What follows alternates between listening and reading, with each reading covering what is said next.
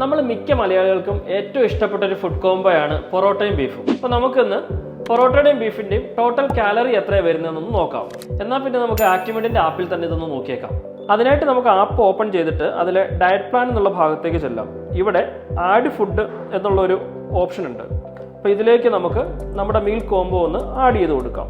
കേരള പൊറോട്ട 2 എണ്ണം, കൂടെ ഒരു ബീഫ് ഫ്രൈ ആഡ് ചെയ്യാം. അപ്പോൾ ഇത് ഏകദേശം ഒരു പ്ലേറ്റ് എന്ന് പറയുമ്പോൾ ഒരു 120 ഗ്രാമിനടുത്തൊക്കെയാണ് ഉണ്ടാവാറ്. ഇതിൻ്റെ കൂടെ ഒരു പഞ്ചസാര ഇട്ട പാലൊഴിച്ച ചായയും കൂടെ ആയാലോ?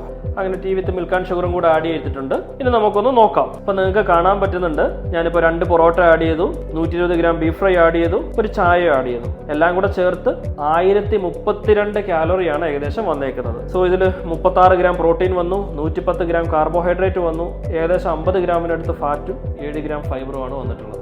അപ്പോൾ നമ്മൾ മിക്ക ആൾക്കാർക്ക് ഒരു ദിവസം വേണ്ടത് ഒരു 2000-2200 കാലറി ഫുഡൊക്കെ ആയിരിക്കും. ഇപ്പം നിങ്ങൾ കണ്ടല്ലോ, ഇപ്പം നമുക്ക് ഈ ഒറ്റ മീലിൽ നിന്ന് തന്നെ നമുക്ക് ഏകദേശം 1000 കാലറിക്ക് മേളിലാണ് ഊർജ്ജം കിട്ടിയിരിക്കുന്നത്. അപ്പം അതുകൊണ്ട് തന്നെ പകുതി ഊർജ്ജമാണ് ഒരൊറ്റ മീലിലൂടെ എത്തിയിരിക്കുന്നത് മനസ്സിലാക്കാം. സോ പൊറോട്ടയും ബീഫും വല്ലപ്പോഴും കൊതിക്കൊക്കെ കഴിക്കാമെന്നല്ലാതെ ഇതൊരു സ്ഥിരം ഓപ്ഷൻ ആക്കുന്നത് അത്ര നല്ലതല്ല.